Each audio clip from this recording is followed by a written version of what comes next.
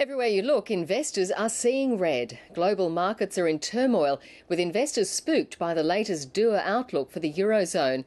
As for Australian shares, gains for the entire year have been wiped out. And brace yourself for a rough ride ahead. Analysts say the falls will continue at least until the next round of elections in Greece. With all the details, here's finance correspondent Philip Lasker.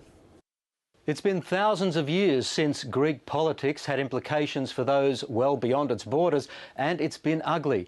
ANZ Chief Mike Smith says the European wholesale funding markets are essentially closed for the first time since Lehman's collapsed.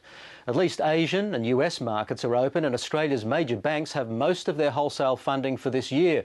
Fitch downgraded Greece's credit rating, and more damaging, Moody's downgraded the credit rating of 16 Spanish banks.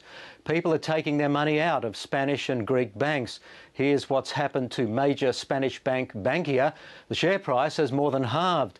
Investors are getting nervous about banks again. This graph represents the average cost of insuring against a bond default for 12 big North Atlantic banks.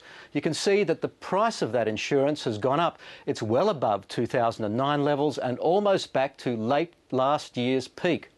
It's been a very ugly time for shares. The Australian market has had its two worst days of the year this week. The 110-point fall brought this week's slide to more than 5%, the worst weekly performance in at least 8 months. Mike Smith's comments gave momentum to the selling, with most major banks off more than 3%. NAB fell over 4%.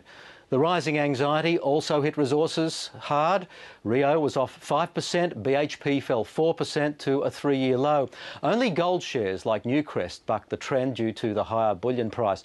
Even some of the defensive stocks were sold off more than 1%. The falls here were a little less severe than Tokyo and Korea.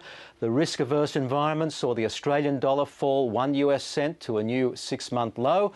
Markets are now betting that in 18 months' time, Australia's official cash rate will be below 3%, lower than it's ever been since deregulation. Finance correspondent Philip Lasker reporting.